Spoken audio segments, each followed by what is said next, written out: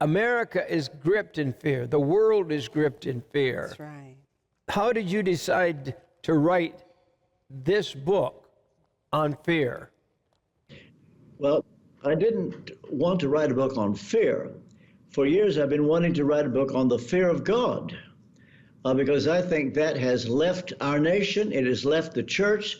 If you ask me, in my opinion, there's no fear of God in the nation. There's no fear of God in the church. And that was my original motive. And then I came across that verse in Proverbs, the fear of man is a snare. And I thought, oh, I'll write a book on the fear of God versus the fear of man. And then one day I was watching that Western movie, The Good, the Bad, the Ugly. I thought, well, that's a good title for the book. And so I write on the fear of God, that's the good fear, the bad fear, fear of man, but then the worst of all, demonic fear, satanic fear. So the book now deals with fear of God, fear of man, and the danger of demonic fear. And the book takes equal time pretty much with all three of these. Yeah, really. How did you go about studying fear from a biblical perspective? Well, the thing is, the Bible is full of talk about fear of God. And many people think, well, you know, I believe in the God of the New Testament, but not the God of the Old Testament. And it's the Old Testament God that says we should fear God. Two things are forgotten. The first is, on the day of Pentecost, it is said in the book of Acts, fear came upon every soul. But even more interesting, in the book of Revelation, chapter 4, when you have the everlasting gospel presented, the opening words of the everlasting gospel, fear God. That's the first thing. And so we must never forget that the God of the Bible is a God to be feared. And I could say a lot about that. It's sad that the fear of God has departed. The nation of America was born in the fear of God.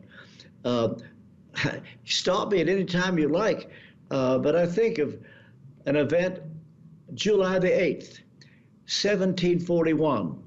Jonathan Edwards preached a sermon in Enfield, Connecticut, taking his text from a verse in Deuteronomy, your feet will slide in due time. And he said in his opening remarks, it is by the very mercy of God you are not in hell right now. And by the time he finished, people were holding on to church pews to keep from sliding into hell. People were seen outside the church building holding on to tree trunks to keep from sliding into hell. Do you know what? Word of that sermon went all over New England in days. It reached across the Atlantic in weeks. And to this day, it is the sermon that people think of first when they think of the New England awakening. And if one had time, I could show Jim, Lori, that sermon, not only was it the central fact of the Great Awakening, but it led to the Declaration of Independence and the reason for the Constitution of the United States. Fear of God is all over it. That's why you have the Ten Commandments written on the Supreme Court. And America was born in this, but we've forgotten it. It is true. Has America turned their backs on God so much that we don't even fear God anymore? I'm afraid so, Jim. Do you know the difference between Israel and God? Israel and America? God chose Israel. America chose God. But now, in the last generation, we've just said, God, we don't want you anymore. And God has responded, okay. And look what has happened. I've written another book that deals with COVID. I believe that America is under judgment. I think God is angry with us. I think he is very angry with us.